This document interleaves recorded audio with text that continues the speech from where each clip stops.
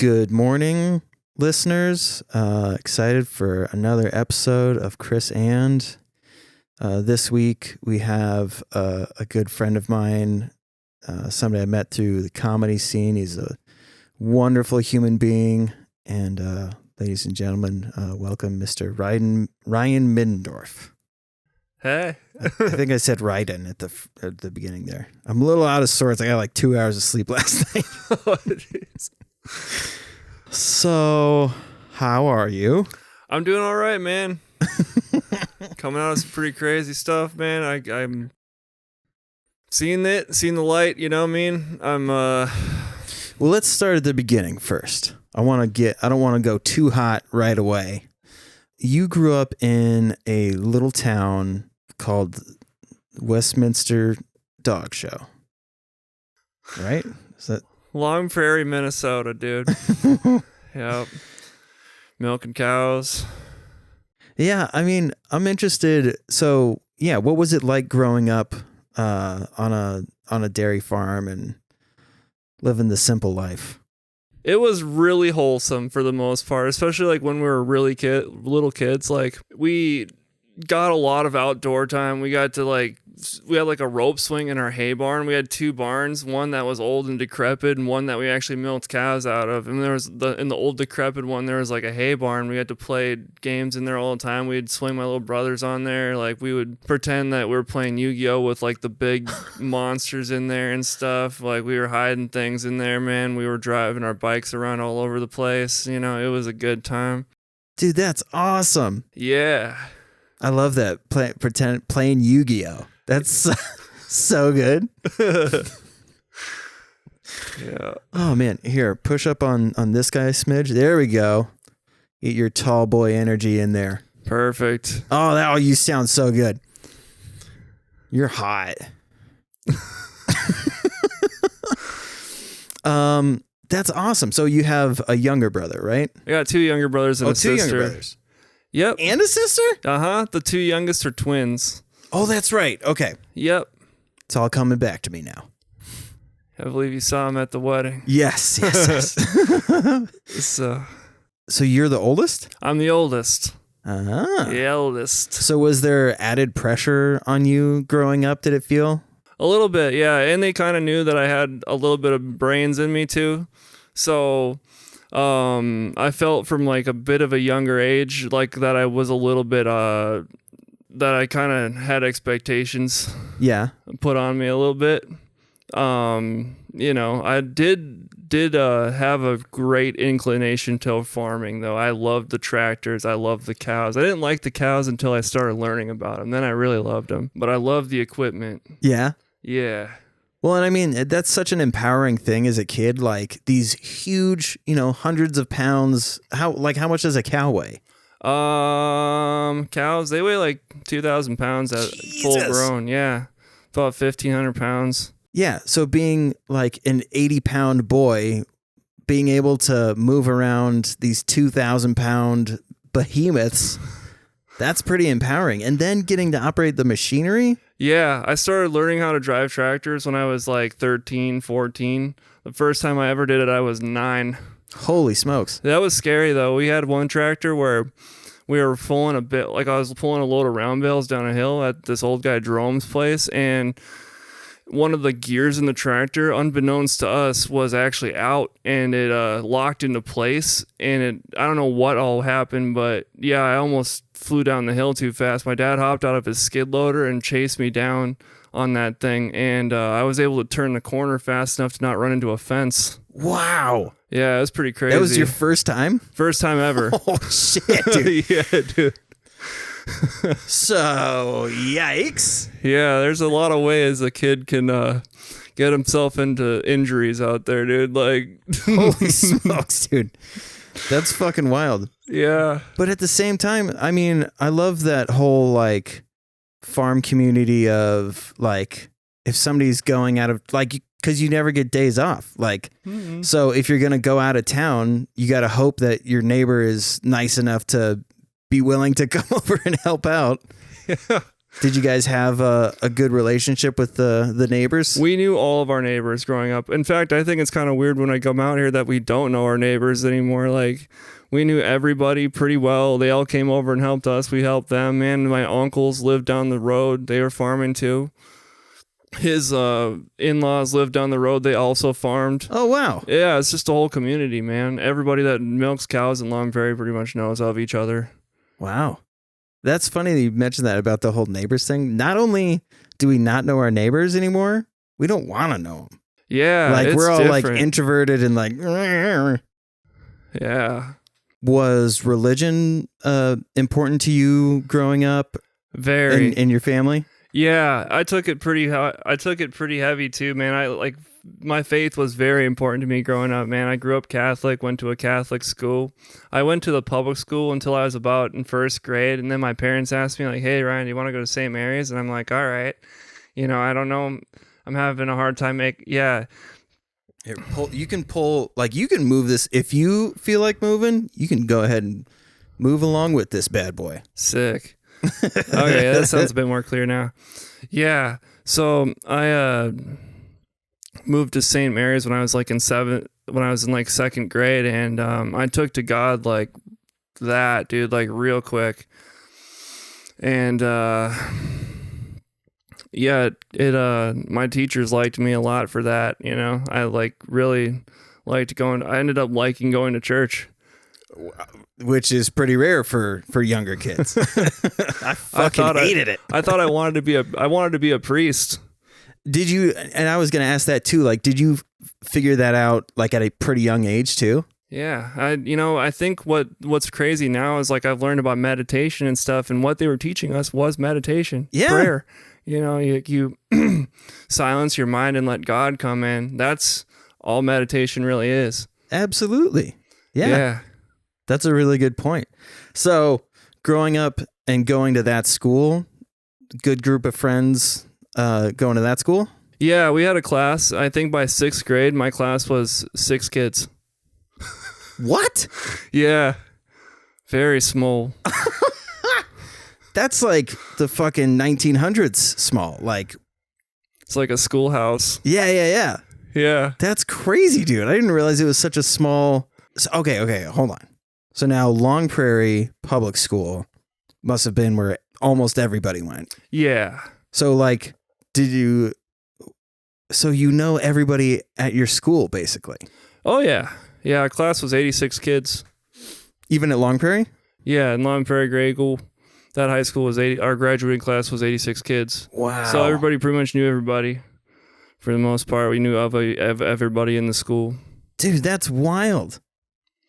Yeah. So, okay.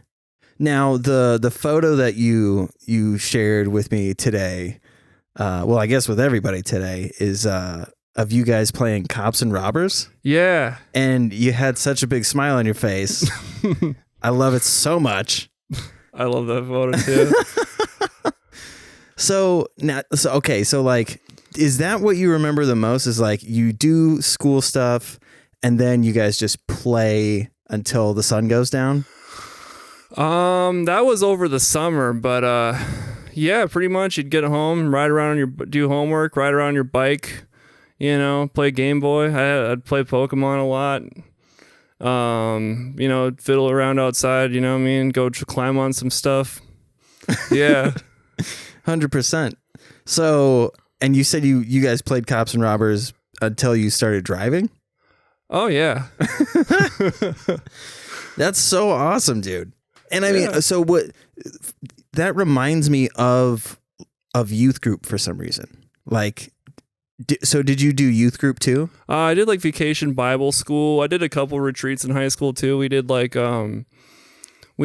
Steubenville retreats where you'd go to like Steubenville, Ohio, or we went to like Kansas City, Missouri one year, I think. If it wasn't in Minneapolis, we did a couple other retreats too. No way. Yeah. So would you like meet up with other schools then? It was huge. Like they filled up a dome. It was like a mega church. Whoa! Damn near. It was like a hockey rink in a college or a university, and it'd be full of other people who were going there too, other kids.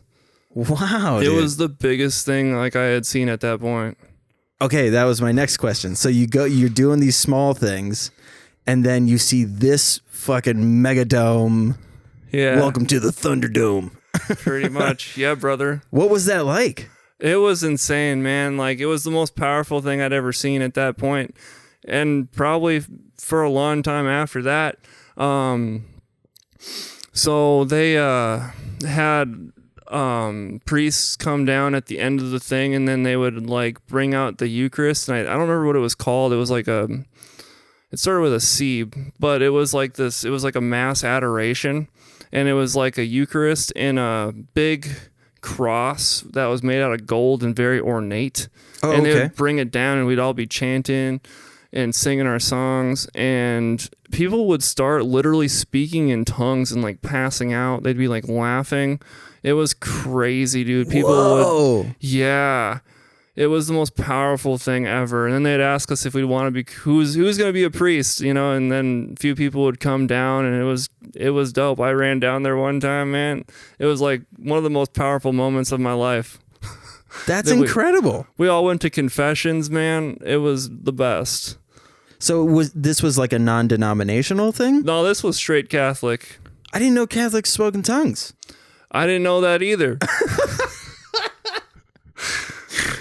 That's so wild, dude. Yeah, I mean, I honestly can't imagine, because the church that I went to was like nobody clapped. It was very like vanilla. There was super long services, and everybody was like very reserved. And so anytime, like when I grew up and started to see churches like that, I was like, what the fuck? They're like having so much fun. Wow, how come we can't go like play bass guitar and throw our hands in the air and shit? And my parents were like, because the church is boring. It's supposed to be boring. So that's what I thought too. That's what I thought as a younger kid, man. So when you see that, like, did the notion of, oh, if I become a priest, like it's actually going to mean something, and it could affect a bunch of people. Uh-huh. Yeah, it was like, I wouldn't say, yeah, you'd be like the leader of the parish. Damn, I mean, you'd be kind of helping a lot of people out in the parish. You'd be kind of a figure in the community, especially in where I grew up. You know what I mean? Oh, so you wanted to stay in Long Prairie? I didn't really know where that would take me, honestly. But I also wanted to milk cows too. So, dude, the milking priest. A lot of like my favorite priest, Father Mark, that I grew up with, he was an actual big role model to me. He actually grew up milking cows too, so we always bonded on that. I mean, it's, you really like your youth sounds so much like my parents' youth that it's like, it's weird to think that you're younger than me. And you had this experience of like 6 people in your class going to the Thunderdome, but then you go back to milking cows, and you're just like, yeah, it's like the Wizard of Oz. Milking cows. Yeah, it's a different world, man. Different world. So when you were growing up, was there ever a point that you felt different from the other kids? Yeah. I didn't really know why, but I kind of did. I was very awkward, like really awkward growing up. I had a hard time making friends. But the ones that I did make, I didn't have a hard time making friends. I just had a hard time communicating with people, but they knew I meant well. Okay. You know, so the friends that I did make were very close and very important to me. I knew I had something different to say. You know, I had a bit of a different perspective, but, yeah, I knew there was something going on that I was bringing some, you know, I mean, I knew that what I was living in was a lot different than someone else, and I felt pressure to kind of make something out of that. Okay. Yeah. So to like hopefully make a connection, like when I was growing up, I had this like deep feeling of like, I'm going to do something that like really matters in like a way that to leave a legacy kind of thing. Does that make sense? Like I for sure thought that like, cause I had people tell me that I was going to convert people, like thousands of people, to Mormonism. And I was like, well, yeah, of course.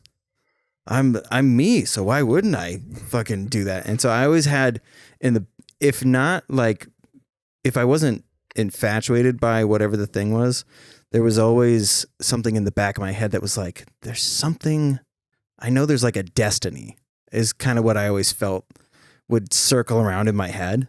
Did you have stuff like that? I always wanted to kind of find a career that I really loved and then dedicate everything to that. I don't know if the pressure I don't think was external. It was mostly internal. But I felt like I had to do something big. Like I still kind of catch that once in a while, and I have to like slow that, like pump the brakes on it a little bit before it gets a little too crazy.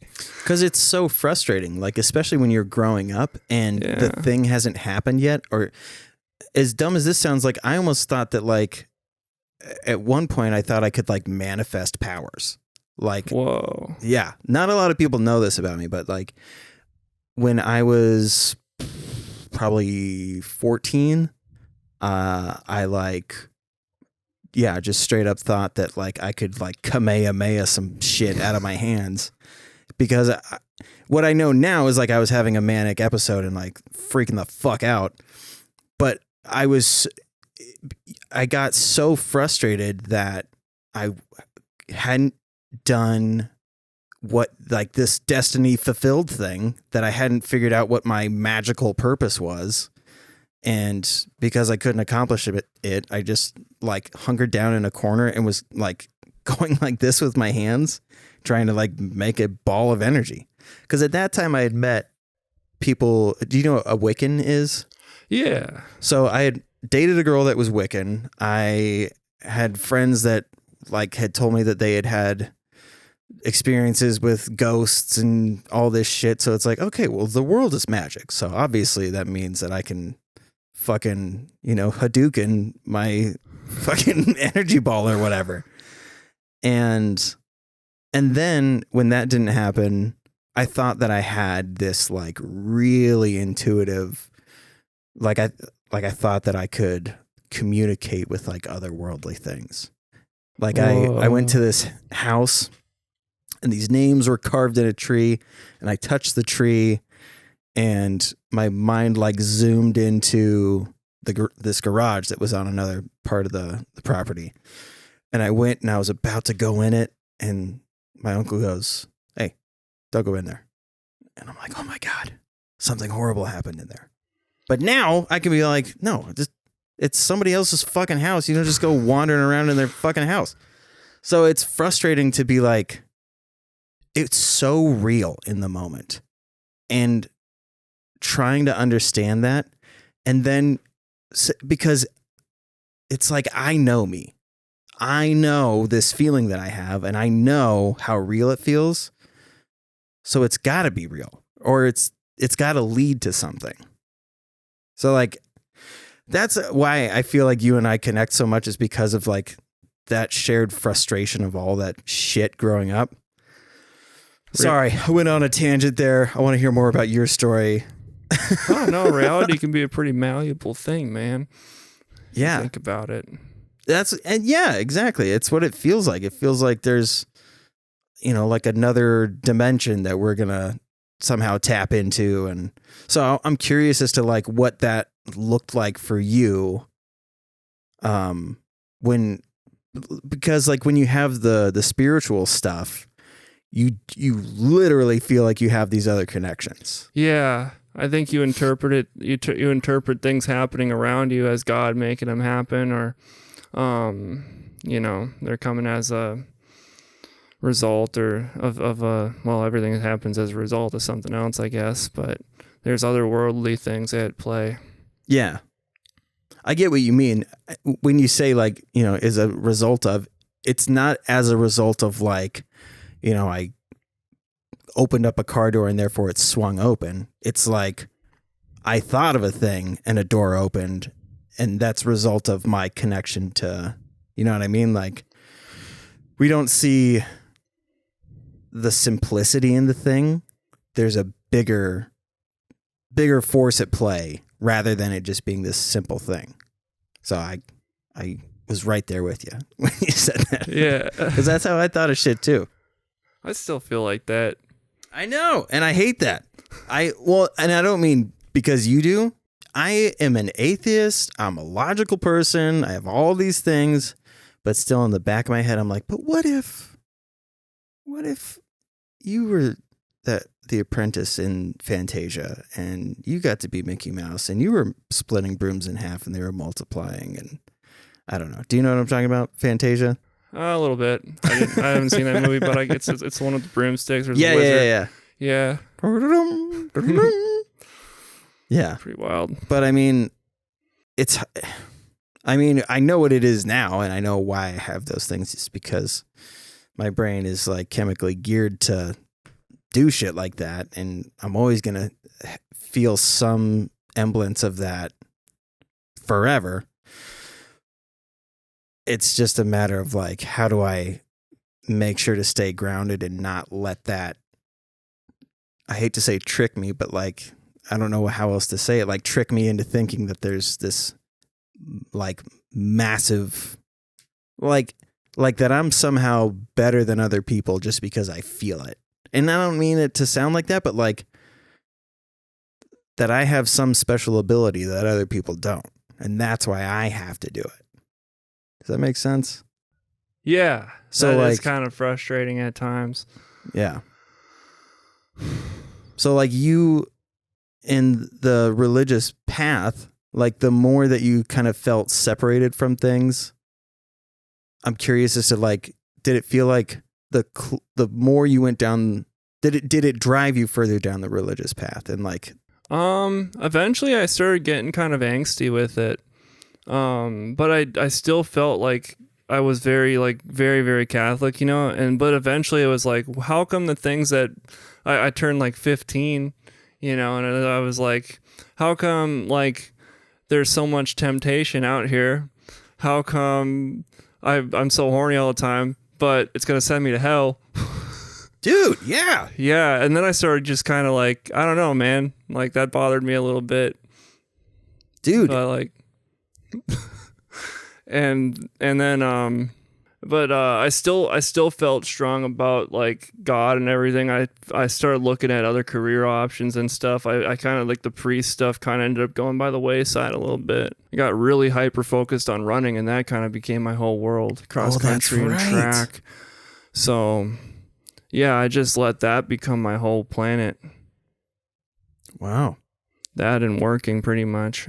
I mean, I know it sounds simple and childish to say the super horny thing, but to religious kids, that's a huge fucking deal. Yeah. Because my mom brought me to the bishop and made me like confess to finding a nudie mag when I was like 6 years old. It's like, dude, I don't know what's going on. Yeah, it's normal kid stuff, man. Yeah.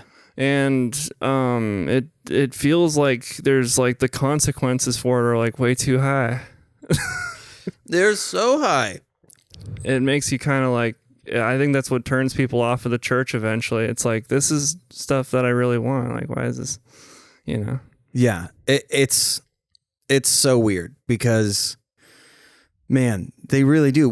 And they don't realize, like, they think that they're protecting you by saying, you know, sex is bad, there's consequences, this and that. But they don't realize, like, you're saying things like there's eternal consequences, which to a kid is fucking huge. Yeah. It's like, I just got started and I already fucked up. What the fuck? How am I going to make it the rest of the way? 1 grade feels like a long time. That's 1 year in school. Like, the difference. Not even 1 year. It's 9 months. 9 months. The difference between 9th grade and 10th grade is huge. Yeah, man, I relate to that so hard. I think a lot of people do. Like kids who grew up in really religious settings, the whole, you know, puberty and sexuality thing are fucking so detrimental. Yeah, and it's like, am I supposed to like condemn gay people now too? Or... Oh my God. Yeah. You know what? I'm actually curious about that. Like, did you ever meet any gay people growing up? There were kids that I knew were gay, definitely. Because you made out with them, or no? you know, I just knew. But what was, because I remember like my feeling towards people that were transgender. I was like, dude, what the fuck? God made you a boy or a girl. Knock it off. Why you gotta change shit? Yeah. I didn't even know why all of it was bad. I just knew it was like I was supposed to think that, I guess. And that's a fucking trip too, because so like, did those kids come out? Not when I was in high school. Well, Okay. maybe I didn't know them well enough to be real honest with you, man. I really just didn't know. I hope I know one of them did. Yeah. So I mean, like experience versus what you're told. Did you have conflicts in that regard? Yeah, I did. And I didn't question it just a whole lot, but it was always there. It was always just kind of kind of nagging in the back of my head. Yeah. Yeah. Just dude. tried to stay super busy all the time. How did you deal with anxiety? I usually just worked a lot, man. I just like... So would you like go away from people and just keep yourself busy? I would pack my schedule. I would work all day at school, get as much homework as I could done, go to practice, run, get my energies out, go home, milk cows, do homework, repeat, you know? Wow. Yeah, it's a pretty full day for a high school. Yeah, for a high school kid, that's a super full day. Yeah. Not to mention all of the existential stuff that's going on in your head. And over the weekends, I would try and work as much as I could too. Really? Yeah, just go out in the field if it was that time of year. That's so wild thinking of you because you're so fun to be around that like... I had to learn that. Really? Yeah.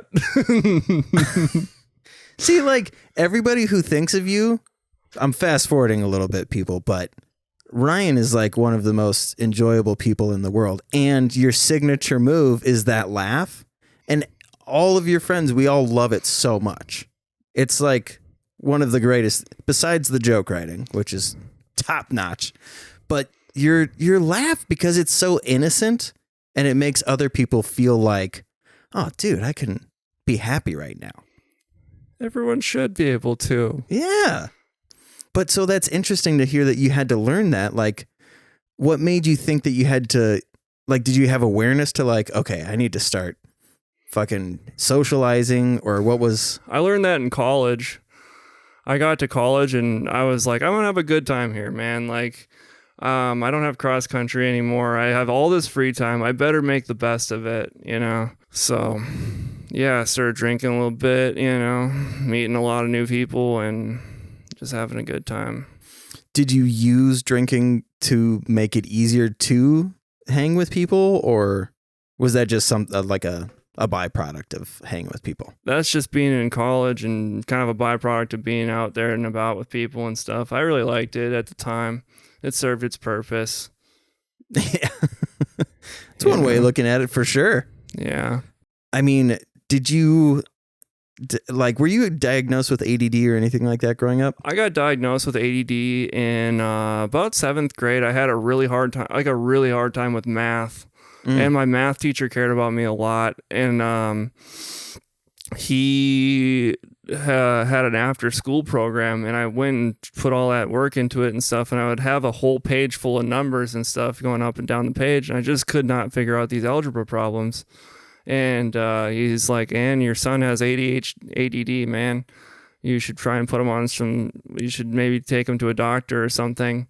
And we tried it. I took Strattera for like 4 days, and I was like, nah, this ain't doing anything. But I didn't know much about psych meds either, so just kind of quit taking Strattera.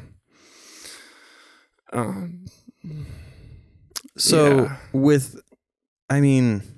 was quite a space cadet. Obviously, I'm trying to like figure out how to ask these questions because obviously I know your story, but I want it to make sense to people that are listening. So we know what grandiose thinking is now. Yeah. Do you remember when that started to happen? Honestly, I didn't get bipolar diagnosed until I was like 22. Okay. Yeah, so I think if I told people what I was thinking about, they're just like, "Oh, he's got big dreams, man." You're absolutely right. You know, I got different diagnoses leading up to bipolar. You know what I mean? Like that didn't kick in until I was 22, man. 21, 22. But I mean, looking back on it now, because like I can look back on shit now and be like, oh, that was a manic episode. And that was this thing. Like, when you started to get these diagnoses, did you start to look back on things and go, oh, that's what that was? Yeah, a little bit. Like I felt I had a lot on me to save the environment. I thought I was going to be single-handedly like responsible for fixing the world and its problems and stuff. That's a lot of pressure to put on yourself, man. Yeah. You can't clean the ocean on your own, dude. You can't stop climate change on your own. I don't care how much stamina you have from track. Not a bit, man. Yeah. With those feelings and that enthusiasm, you're right. People just think, wow, look at him. He really cares about the environment. I guess I'm curious as to like, what was the first like traumatic event that kind of put things into a different realm? I think, well, I found out what sweatshops were when I don't think that's traumatic, but I found out what sweatshops were when I was 9. And so I was like, there's no way that a kid my age is working in a sweatshop right now. I got to do something about this. And that's when I started kind of thinking over the edge of like, I'm going to fix this problem. I'm going to get rid of the sweatshops as a kid. Yeah. Yeah. I don't know if that's I don't think that's really that. It depends on the person though, because like you're saying, someone my age having to do the labor of what in America are at least 18-year-olds. Yeah. That's super heavy, dude. And it's like it's like you're at a place where you're like, if you want to lean back, you pull this guy. Feel free to manhandle that biatch. Absolutely. Pull it down. Yeah. There you go. Relax. There we go.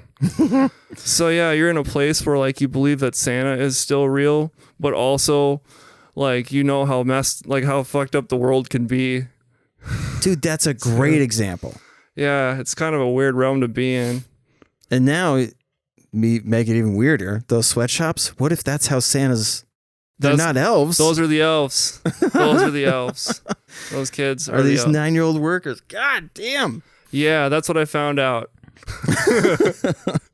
So yeah, man, I think that gives a good like example of how the anxiety overwhelms you once you find that shit out. Because some people are like, that sucks. That makes me sad. And other people are like, I gotta fucking do something about it. We're just like, you're only 9, dude. You can't do shit. Yeah. So I think that's a good starter for like kind of how you viewed the world going forward. And like I said, like for some reason we think that when we find out these injustices that we're like the knights called to come in and correct these things. Like I was really good at talking with people when I was a kid. Like I could get people much older than me to open up about stuff. And so people would unfortunately like feed into me being like, yeah, I'm going to be like a prophet or something for sure. 'Cause look at me go, dude. And that's too, like you said, it's too much fucking pressure for a little kid to be doing shit like that. Yeah, and when you're a kid too, I think you think it's normal, so you don't really think it's like, oh, this isn't something I gotta tell a therapist about, man. I'm just gonna carry it around. Yeah, therapy? Who fucking goes to therapy? Yeah, that's for people in movies. Yeah. So when you had your first first like documented episode, right? Because for me, I had a bunch of episodes before anybody realized what the fuck was going on. But I'm curious for you, like, did you have episodes before the major one?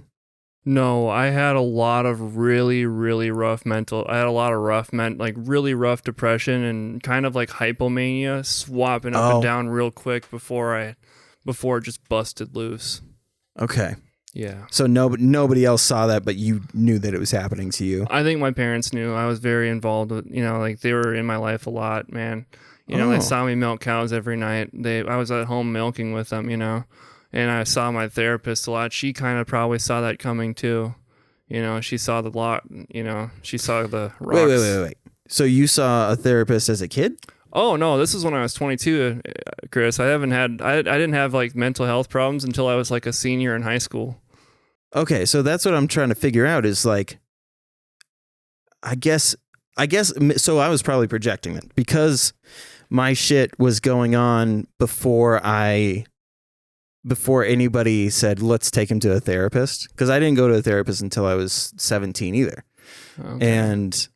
But there were other things that when I look back, so I guess, so they didn't, nothing that happened to you felt like anything of note until that major episode you're saying? Nothing that felt like it was really out of the ordinary, because I thought like most of these kind of delusions were normal things. I really did.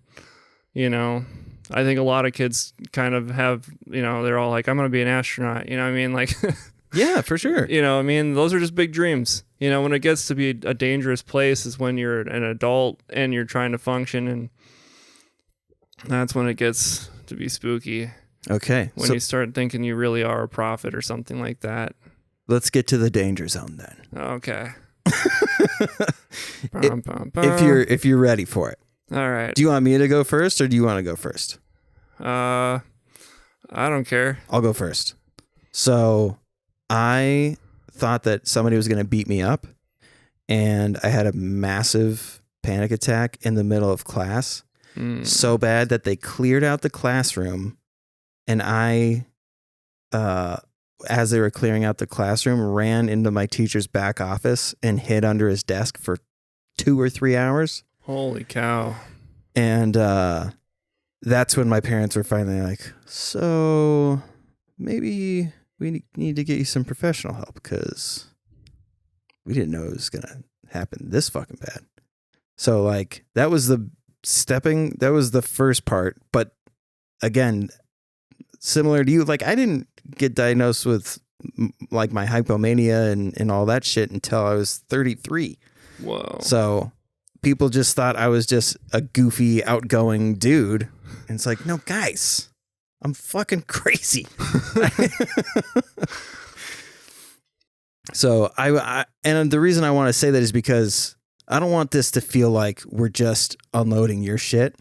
Like, I want you to know that, like, and I want people to know that are listening that it looks and acts different for every person. What somebody may perceive as like just an outgoing dude who's outspoken and all these things, another person may have these bigger episodes, and they manifest in different ways. My shit manifested in what was perceived as normal, which sounds like actually a lot like what you were going through, until it's not normal, which sucks. Bit of a reality shifter. Yeah.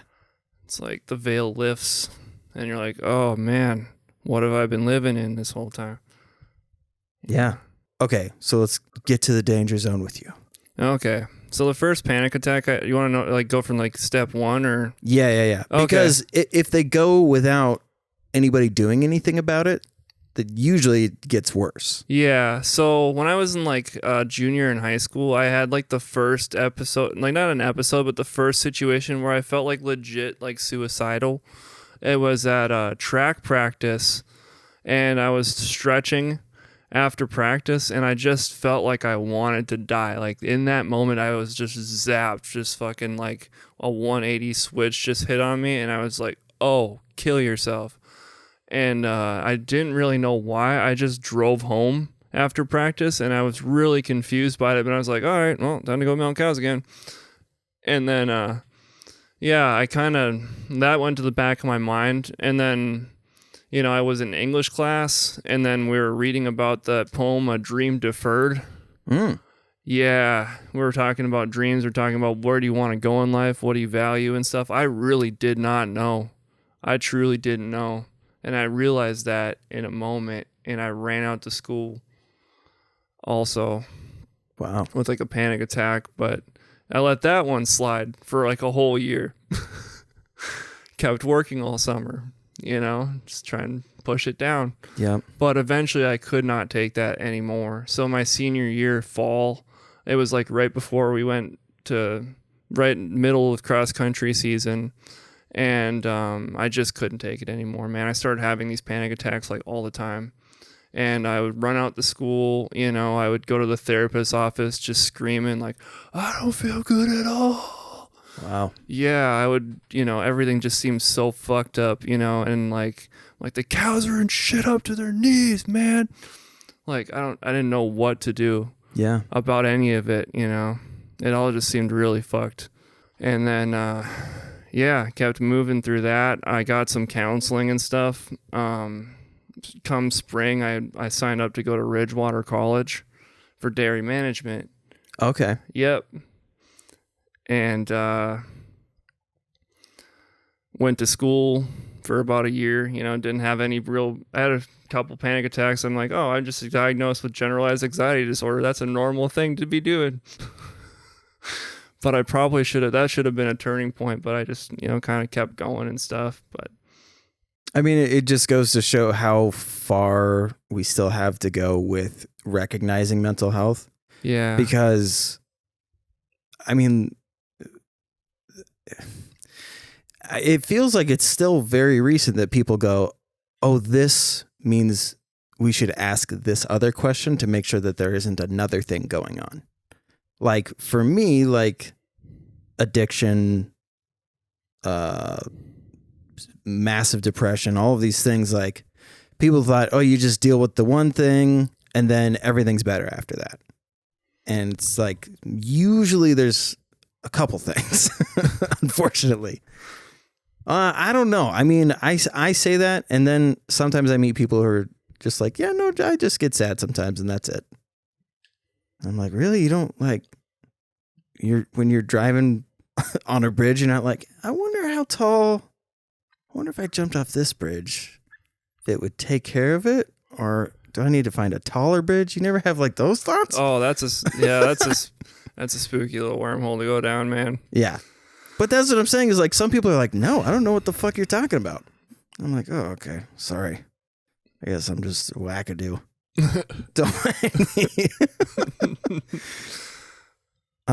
Okay, so please continue. Yeah, so I'd keep having these kind of split second blasts of depression, and these continued out through college, but I was still having a fun time. My second year, they put me on Paxil. I was still having as much fun as I'd ever had. You know, I was out drinking with my friends a lot. You know, I was out cracking jokes with everybody. I found out I was kind of funny, man. And I was watching a lot of comedy specials with my cousin Reed, best friend. I was living with him.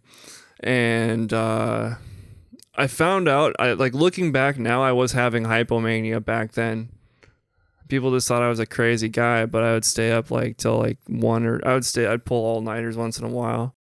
You know, just like shaving my legs or doing something like that, you know, just eating a lot of candy, drinking a lot of beers, drinking a lot of pop, you know, just kind of recklessly not watching myself, man. And then I graduated from college, and then I think the reality that like my friends are splitting up, that's when my mentals got as bad as I'd ever seen them get. They got really messed up then. Yeah, that realization once you're out of, like, life changes for me have been always kind of rough. So like once you get out of college and you realize like, oh yeah, my buddies are all pretty busy now. They're all in their own lives. They've all split up. We're not a group anymore, man.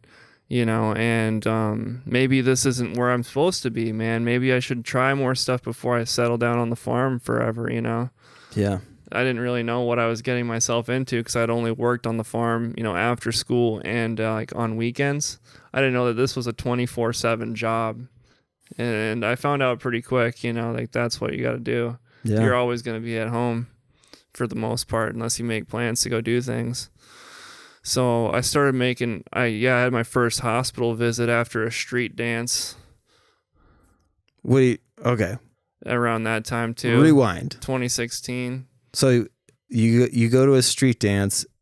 Tell me more about like what happened. I got a depression blasted and had a panic attack on the way. I like had to leave. I'm like, oh, I feel a panic attack coming on. Got in my car and just got blasted with like screaming depression. Okay. Yeah, and I'm like, I'm gonna kill myself if I don't check myself in. So I did that. You know? Oh, I see. Okay. Yeah. not everybody has the wherewithal to be able to do that. So, I mean, that's pretty huge. What did that feel like going into the hospital for the first time? I wanted to give the male nurse a hug, but he rejected it. This fucker's trying to grab me.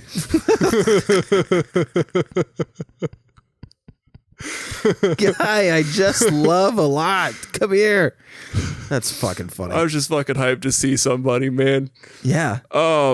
Yeah, my parents visit, they were very, very concerned.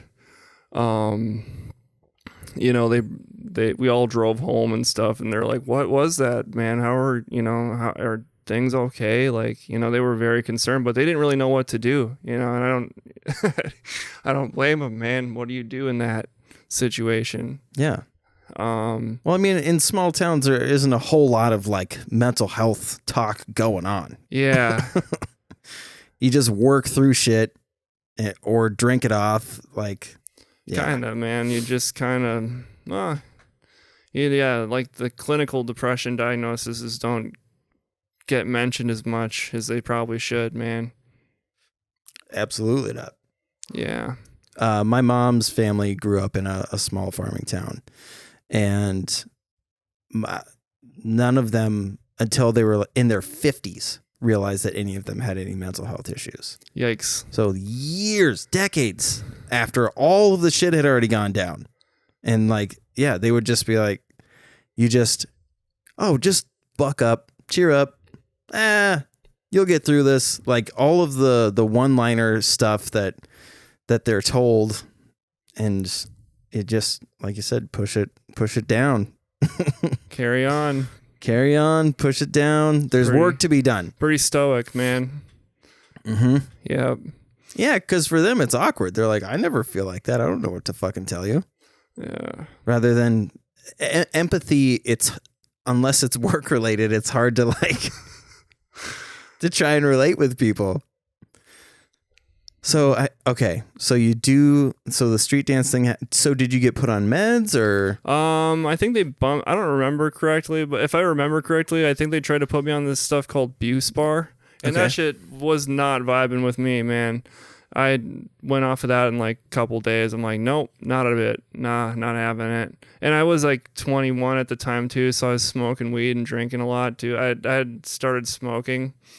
And that's never mix psych meds with alcohol, or never mix psych meds with weed. Definitely not with weed or any kind of psychedelics or any of that shit, man. Yeah. It's a terrible, terrible combination, but I was doing it. I was foolhardy enough to just keep pressing on like that, you know, and I went back. I was like, fuck, I got to go back to therapy, dude.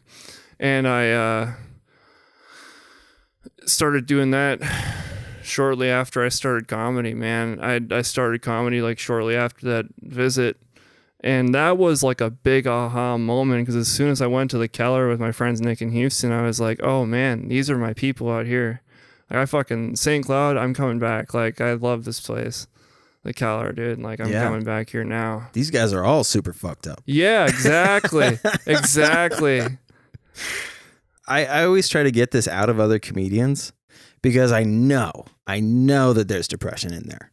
Like, we're all fucking lying to ourselves if we're not, you know, openly talking about this shit. I mean, there's a couple that are not that way, but most of us have some type of, you know, either traumatic experience or something. And so when we find, you know, that trauma bonding, right? Kind of, yeah. That's why, you know, I'm stepping on things. But yes, you notice that these are your people. Yeah. And I just put all my energy back into that, you know. It was like my new running, you know. That was the new thing for me. That was my identity. That's what I was putting all my effort into and stuff. And that was working pretty all right. But I was still making bad decisions. You know, I was still fucking up my mentals quite hard. And I thought maybe just getting, you know, blasted with suicidal depression is just something you have to just ride out. I think running was good for me and like making me tough and stuff, but maybe you don't have to endure this shit all the time, man. Like, maybe just really go take your mental seriously, you know? Isn't that funny to look back on now? Yeah, you don't have to just push on doing the same thing you've been doing and just be tough. Yep. You know? Well, yeah, especially when you grow up around that shit. Like we have similar dads in the sense that like you just keep fucking going. Yeah. Work. That'll cure what ails you, dude. Yep. Yeah. So it's just normal to just run out the barn just screaming, dude. Like the only reason I'm laughing is because, I mean, are you talking about you running out of the barn screaming? Yeah. Yeah, my dad would do the same thing. Oh, that was interesting. You want me to make you some toast? Yeah. I guess. I don't know, man. And yeah, they'd do the best. You know, they do the best they could, man. They would ask if, like, is your therapy going well with Jennifer? You know, like, do you need to talk about anything? And, you know, yeah. Don't you kind of feel like they're hoping you say no, though? Hoping that I say no. Like, when they say, do you want to talk about anything? Oh, no, I'd just say no. I didn't want to talk about it too much. Yeah. I don't know. I kind of felt like I wasn't in the place where I was supposed to be, but it was an uncomfortable situation, an uncomfortable conversation to have. Yeah. So I just kind of kept moving. I knew that I eventually it got to be too much. I'm like, I want to leave. Like, this isn't for me. Are you talking about therapy or farming? Farming. Oh, okay. Yeah. I'm like, this is not what I want to be doing forever. That's when things started getting a little bit uncomfortable, I think, is like when you know you're in a situation like that, you know that, you know, you start to feel like trapped, and it's not really anyone's fault. It's just kind of how it is. Yeah. I just felt like I'd wanted to move to St. Cloud at that point, or move to the cities. I was having so much fun out there.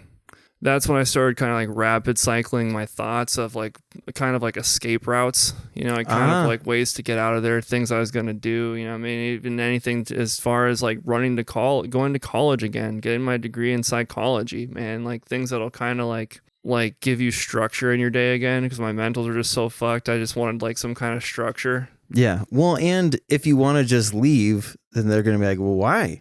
And I relied on them for a lot too, man. I needed my health insurance. I had no idea how to get a job. I never held down a job for more than a couple months, you know? Oh. Yeah. Yeah, that's a super scary thing. Yeah, I just did not know anything about the world, man, because like I grew up in a different scenario a little bit. I never held a job, never leased an apartment, never got my own car insurance, none of this shit, man. It's all brand new to me, and I did not know what to do, and it felt like there was no way out. That's super heavy. Yeah. And I would just emotionally dump on people. You know, which you would pull an Andy Keenan? Whoa, no, I did that to him. Oh. That's so funny. Yeah. Keenan, you know we love you. We love you, Keenan. Yeah, I would just dump on people about it just felt so fucked up, and I did not know how to do anything about it. And then I would start rapid cycling thinking, which is when my therapist was like, you need to get checked for bipolar type 2. Ah, okay. Yeah, so I filled out the questionnaire and stuff. I got diagnosed. I kept moving on. My mentals were still as fucked up. I was not listening to my therapist about meditating or not smoking weed. I wish, like in retrospect, I wish I would have just slowed down for just a week, just slow down, like find out how to cope with this situation instead of rapidly trying to find ways out, because I think that eventually ended up kind of being my downfall. Yeah. Because like the escape routes that I'd making would just get crazier and crazier. It would be like, you know, like let's start a beekeeping business where it's like you're gonna fucking buy a couple bees, a suit, you know, one of those smoker things. You're gonna save the bees. We're gonna make a whole bunch of money here, and hopefully buy yourself a house someday, man. Like that never came to fruition. I'm gonna have like a couple trucks, couple employees working for me, man. This shit's gonna be dope. You know, and then eventually it got to the point where, you know, I was kind of running the farm with my dad too, man. I was the herdsman there. Like I got pretty good with the cows and stuff, and I was like half running that end of the farm, and we were talking over and over about this freestall barn. It's a $250,000 addition to the barn. Holy smokes. Yeah, that got real spooky because like that's a big commitment, man. Then you got skin in the game. Mm-hmm. You know, a $250,000 young farmer's loan is quite a commitment to make. Yeah. And what did you say? You're 21? I was 23. Oh, 23. Okay. Yeah. And I didn't really $250,000 to a 23-year-old is fucking crazy. Yeah, man, it's not uncommon though. A lot uncommon. A lot of young farmers do it. That's why there's young farmers loans. Yeah, man, you can buy a whole farm when you're 23 if you finagle it the right way. Holy smokes. Well, you can't really though. You have to have some kind of reason for the bank to believe that you'd be able to successfully do it. You gotta be working with someone else who's got a, you know what I mean? Yeah. Got a foot in the door. It's crazy to think of. Yeah, and I think I was just like, this is too damn much, man. Like, to think that like, oh yeah, you're 23, it's time for some skin in the game. Well, not just some skin in the game, but like basically for you to now set your entire life course from now until for fucking ever. Until you retire, which is going to be very late because farmers don't retire until they can't do it anymore, you know? Yeah. So it just felt like there was no way out, man. And then one day came and my mentals started getting worse and worse. I started losing some weight. I felt just as fucked up as I'd ever felt, man. I was listening to podcasts like all day to try and kind of drown out my thoughts and shit. And I shaved my head after watching Full Metal Jacket. Oh. Yeah. I got really into Fight Club around that time too. The movie, or you started a Fight Club? Movie. Thought I was kind of having a Tyler Durden breakdown too, man. Yeah. Yeah, I got a phone call from an old friend from high school who I really, really liked. I had a big old crush on her, but I kind of knew that our lives were going in separate paths, and I didn't want to like get in a relationship with her too. Sure. We talked on the phone for 2 hours. It was like we had never left each other or anything, you know? And I was like, oh, that was quite a conversation, man. She was asking how I was doing and everything. And she was talking about how the new guy she's married and all that. And the next day I was in my skid loader loading the TMR by myself. And just the truth hit me like a sack of bricks, man. Like, fuck. She's gone, dude. Like, you're stuck here, bro. You're fucking stuck here. You fucked up, dude. Like, you've been an idiot you've been a fool, kind of a fool this whole time for not taking your mentals seriously, dude. Like, you should have been assertive, you know, you should have you should have done this, you should have done that. All of it hit. It was just like a wave of regret, like just as hard as it was like a delayed heartbreak that like smacked me like 10 times harder than I think it would have initially. I don't know. I know I couldn't relate more, seriously. Like, I have codependency issues. So because of that, every relationship I was ever in was the most important relationship I was ever going to be in. Like, I would just decide it like immediately. I would tell them I love them within like a couple weeks, and it's just always a fucking shit show because I'd always fuck it up. And it's because I didn't really understand what the fuck was going on. And the one time where it like really mattered with Kim, I'm insanely lucky that I have the relationship, the family, everything that I have right now, because historically speaking, I should be living in a trailer park with my thumb up my butt. Like, I was just fucking so self-destructive, which, you know, is another thing that happens to folks like us. And it does, man, especially at a certain age, you know. Yep. So that hits you, and then what happens after that? I go off my meds.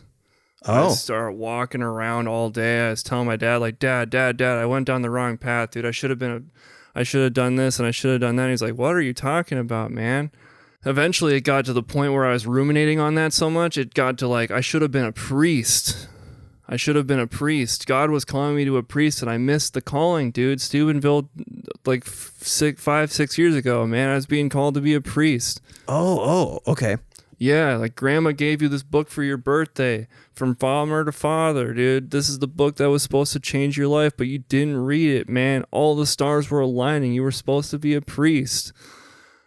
And it felt like just an unforgivable sin that like I had missed my calling to the priesthood. It's like, if you'd have just been a priest, none of this would have happened to you. You know, you would have never had to go through this, man. Like, you would be in a different position than where you are right now.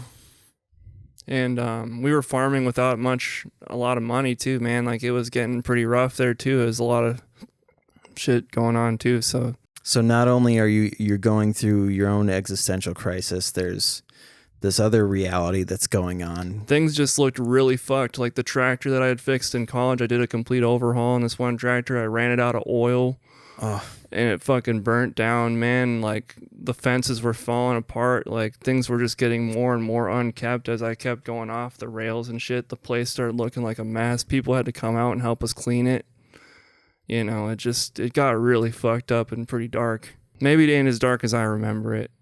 But the way that you're talking about it in that moment, yeah, it absolutely was. You know what I mean? Because that was your reality then. What you were going through, I never want people to like try to dilute how they really felt when that was going on, because it shouldn't sound trivial. You shouldn't be embarrassed or ashamed or anything of what you're going through, because it's so fucking real in that moment. Yeah. So, I mean, my dad, he said, like, when I was going through that, he was like, man, if I had seen you like this, I would have never like let you come, not like let you come back, but I don't know, man. He said I would have never. Yeah. Do you rewind? I'm stuttering a lot. No. That's okay. I think I get. You're saying he. I wouldn't to let you come back if I'd have seen you come like this, but not in like a condemning way, but like in like a way where it's like, Jesus, you know, like, this is really fucked up, Ryan. I'm so sorry. Like, yes. Yeah. Which is still hard to hear, because then you feel like you let them down. Not really. No? No. Then I don't feel like I let them down, man. At that time I was so gone. Like, okay. Yeah. Yeah, I guess so though. I mean, it was like an inwardly spiraled delusion. Yeah, well, and that's I more felt of what I really fucked up. Yes, exactly. That's more of what I mean, is like, you're like, God, I wish you didn't have to see me like this, like that kind of inner monologue of like. And then I lost so much weight. My mom took me to St. Cloud to go get my thyroid tested and stuff. She thought I was having thyroid problems. I was sent back to therapy, and Jennifer, like my old therapist, felt it for me and stuff, dude. Like, they sent me to the hospital to see what the fuck was going on. Yeah, like the timeline of things that were happening around that time are pretty hazy to me. Like, I don't really know what order shit happened, but I stayed up. Yeah, as soon as like I started spiraling like that, I stayed up for like 5 days. That's when they took me to the hospital. For the thyroid thing you're saying? No, yeah. Into the psych ward. Oh, okay. Yeah, I stayed up for 5 days straight, and I started getting those religious delusions, and that's when things started getting really scary, because I started reading as like they're an unforgivable sin. I'd start obsessively Googling that. I read about the story of Jacob and Esau. Do you know about that one? I feel like I've heard it before. You mind reminding me? So Jacob and Esau were these two brothers in the Bible. I don't remember who they were sons of, but one was supposed to be given a great inheritance, and the other one was jealous of him. And the one who kind of pissed away the inheritance was the prodigal son story? Not prodigal son, but it was a little bit heavier to it than that. The prodigal son was forgiven. Esau was not forgiven. Oh, okay. Yeah, he pissed away the inheritance, kind of.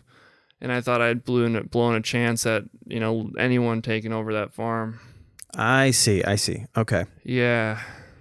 And I thought I fucked up just so bad, dude. Yeah, that I was an incarnation of Esau, and the only way to right my wrongs was to go to confession and then go to a church and find the priest, have him write a letter to the Pope so the Pope could write a book about me to tell the world what not to do. That's heavy. Yeah. So I drove, I took the truck I drove down to Browerville, which is just a town over, and I busted into the church in like the middle of the day. And I was going to go tell the priest about all this stuff, and I was looking scary thin. You know, I had cow shit on my hands. I hadn't showered in a while. Just a dirty looking, skinny, tall guy. That's when the maintenance guy at the church called the cops, and my friend's dad, who was also a cop, picked me up and drove me to the hospital. So the guy knew who you were? Yeah, it was one of my best friends from high school. It was his dad. That's pretty lucky. Yeah. I mean, because not all police officers are trained to handle that stuff. I'm lucky I was the Long Prairie Police. You know what I mean? Like, yeah. Yeah. Yeah, man. I mean, we've seen how many stories of how that shit goes wrong, like 1,000 ways. I could have got tackled or something. I don't know. What was your experience of being on the mental health unit? I was only there for a couple hours, and they told my mom she could take me back home. Okay. But it was really surreal at the time. It was like a different world. I remember one guy just going, doggy, doggy, doggy, doggy, doggy, doggy, doggy, doggy, doggy, doggy. And the one guy was like, look out for the devil. He's a trickster. And I'm like, Jesus, I am in a psych ward. Like, that's when it hit me. Like, but you were only there for a few hours, you said? just a few hours. Okay. Yeah, my mom took me home and kind of had me under watchful eye. But now, talking to them now, they were really scared for me that I was just going to fucking drive off in the middle of the night and go who knows where. Yeah. Because like the train was off the tracks, you know? Well, lucky you, I guess. I was on mental health unit for 5 days the first time that I went. Yeah. 5. The reason I was laughing at the doggy thing is because I've been around. I basically lived with people like that for 5 days. It's God, that's a whole nother fucking ball of wax. I don't know how else to say it, but it is. It's awful. I mean, you're at the lowest point of your life, and then now you might not be as far gone as these people, but they don't know what to do with you, so they put you in with all of these other people, and it's like, yeah, you got a sink with no faucets. It's fucking crazy. Mm-hmm. Did they let you shower in there? Yeah, but that's good. It was so weird. Like, you had to push this thing, and it would go for. I had it figured out by the second time that I was on that unit, but at first I couldn't think straight, so I wouldn't know how. I think it's like 30 seconds. Every 30 seconds you had to push the thing so that it wouldn't just constantly run. Mm-hmm. And I mean, it was just so fucking weird. But I remember because Kim has worked on mental health units for so long that she like explained why everything was the way that it was, and like, you know, it's to make sure that you don't kill yourself and all these things. And while I was in there, I was like, I bet I could still figure it out. Like, based on what's around me and all that. And because you're in with these other people, you're like, the first time I was there, I was like, I'm never getting out of here.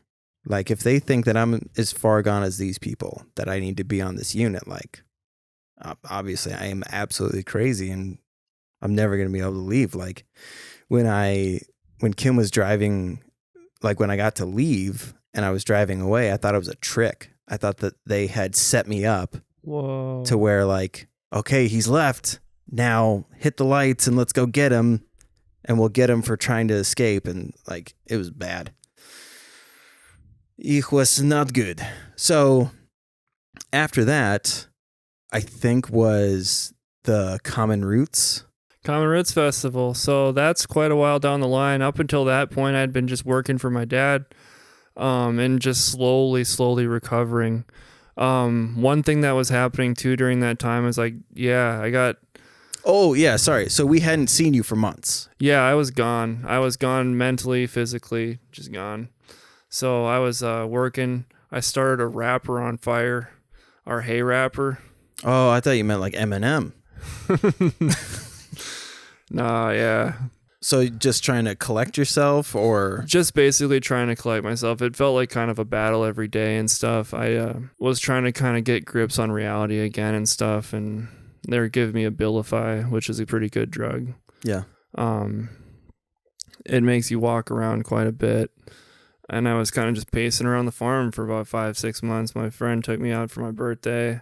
Some of the situations got a little bit perilous because I was out in that state. I probably shouldn't have been working, but it actually did bring me back to life a little bit. Yeah. Just gives you something to do. Even if you're just milking cows at the first part of the day and the last part of the day. God damn, it's better than sitting around and ruminating. Well, the other crazy thing though is like that's the reality of like how mental health is dealt with in our society, is that like after my first suicide attempt, I went to work the next day.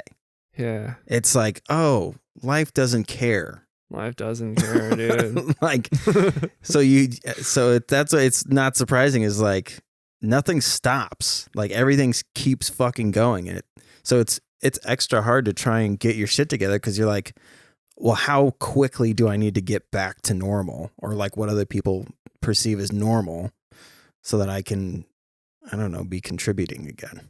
Yeah. Okay, so fast forward. Did somebody invite you to Common Roots to come see them perform? Or? I felt like I was ready to just go back to the world again. I started liking music again, and that's a big moment when you know that things are coming back to normal. So this is when you and I finally like connected, because all I had seen from you before was like you would just go on stage with some off the dome shit, destroy the crowd, and then be like, all right, I got school tomorrow, see you guys. And like so when we were in the green room and you were sitting in a booth and everybody had left for some reason, it was just you and me, and I was like just looking at you, and I knew, and I was like, how's it going, man? Wow. And then you just like opened up, and I was like, holy shit, I've been on a mental health unit too. And like we just, from then on, we just got each other. What does all of this mean to you today? What does it all mean to you today? Like all of the mental health, diagnosis and all of these things, like what does it feel like it means to you now? It feels like something that I have to take very seriously. Like it feels like it's not like a death, it's not a life sentence, It's not Sure. like you got this diagnosis, you're fucked up, you're crazy now. It's like you can live a totally normal life, you can live a good life. Just watch yourself, man. If your therapist tells you not to mix psych meds with alcohol and drugs, don't do that. Like, it's pretty simple. Like, don't watch your sleep schedule, man. Like that. Just take care of yourself. Be easy on yourself. Don't put the weight of the world on your shoulders all the time, dude. Yeah, know that sometimes shit really is out of your control, and it is really just your mentals being fucked up, But also they are in your control. That's a weird one. Yeah. It's like, well, there's the side of the coin where there are things that are out of your control. The way that you perceive those things is what's in your control. yeah. So I got you. Sorry, I tested your toes. It sucks to be adults, and we have to go through all this shit, because by this point we feel like we should have figured it all out, right? Or like we should have figured it out enough to where, I don't know if we thought that this stuff was just going to go away, or like because I have a big boy job and a house and like it'll be fine. Everything will be fine. Nah. It doesn't go away, man. It doesn't go away. Yeah. It's a tough pill to swallow, both literally and metaphorically. Yeah. What things bring you joy now? Right now I just actually got out of another episode. So right now the best thing for me is just riding my bike all over town. Yeah? Yeah. So I just get on my bike, put on a podcast or an audiobook, and I just bike all over the place. I like to cook. Yeah? Yeah, I got pretty good at cooking over quarantine. Oh yeah, So, you make curry, right? curry, stir fry, Yeah. all that. I like to cook for my parents. I like to cook for April's parents. You know. And that, I mean, it's funny because those are two such simple things, but you lose scope of that. Yeah, you do. And yeah, those simple things can make you super happy and grounded, like most importantly. So those are two small things that kind of bring me joy right now. And when you're kind of recovering and shit, it is the little things, man. It is the littlest things. The littlest things from the biggest boy. Yeah. Is there any advice that you have for people? To some extent, this stuff is in your control. So it's good. Know the warning signs. Know the warning signs and do the best you can at that point, especially with mania. Look out. Like, just know what triggers you. You might not be able to do it the first or the second or even the third time, but eventually you'll kind of start to see a thought pattern emerge. Like, I know mine is like, if I start feeling I have to like escape my life and start making all these crazy ass plans, and that's when I know like shit's getting a little bit wonky for me. Yeah. Yeah. And to add on to that, I would say like one that was big for me too was like, usually like if you're in denial, other people, or not that you're in denial, but you're just unaware, there's people closest to you will often notice before you do that you're going down these other paths and be like, hey, what's going on? And, back to Keenan, like before I even knew that I was like really in trouble, he called me and was like, hey man, just need you to know you're important to us. Don't do anything stupid. I'm like, what, dude? I'm not even thinking about that stuff. Oh, But really, I was thinking about that stuff, probably. that was good that he caught you. Yeah. Well, but that's what I mean is like there are people who recognize this stuff, and when they bring that up, rather than being like, dude, what would make you say that? Be like, okay, well, could you elaborate on what that means and like take it in without taking offense? I think, which is tough to do because I know I keep generalizing, but a lot of people with bipolar, like words have a ton of meaning. So we get offended kind of easily, or we take things the wrong way. So just that step back to be like, what do you mean by that? Elaborate for me. Because whatever you're seeing, I don't see right now. Those are things that I've said a lot, especially to Kim. I'll be like, I don't see what you're seeing, so help me out here. Yeah, it's really important to have like a good support network too. So like, it's good to lean on them, but don't lean on them for your mentals all the time because they might not, not everyone gets it and stuff. So don't always lean on your friends. Like take their advice and use it and stuff, and take as much advice as you can and do that, and find out what works for you. So everyone's journey is different, I think. I'm no expert on this stuff. This feels like a panel or something like. Well, but I mean, because your experience is unique, and I think that there are people who need to hear stories like this and these experiences because they don't have anybody in their life that they can relate to that have been through the shit that we've been through. You know what I mean? Yeah. So like, I think it's important for them to realize like, I know that I said at the beginning that like, that like we're not normal or that we weren't okay or whatever. It doesn't mean that you're a lost cause. Not a bit. We are, if I can have a normal life wearing black Crocs and socks, you can, man, I think that there's hope. There's a chance for everybody. So don't give up on yourself. No. And you're valued. That's another reason why I have you on here too, is because you are super valued. There are so many people that love you and appreciate the ever living shit out of you. Like I said before, just your laugh makes people feel better. Oh. Okay, guy? Thanks. Well, I love you. I suppose, huh? You don't want to say I love you back? I love you too.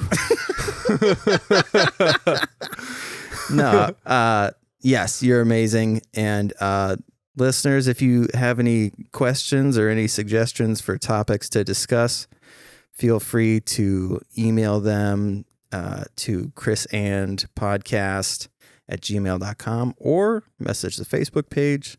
I'll try to answer some questions if you have them, or suggestions for topics. We'll try to cover those too. Thank you again, Ryan, for doing this.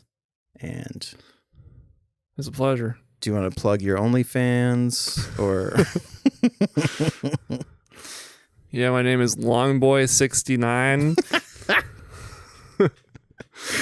All right. Thanks for tuning in, everybody.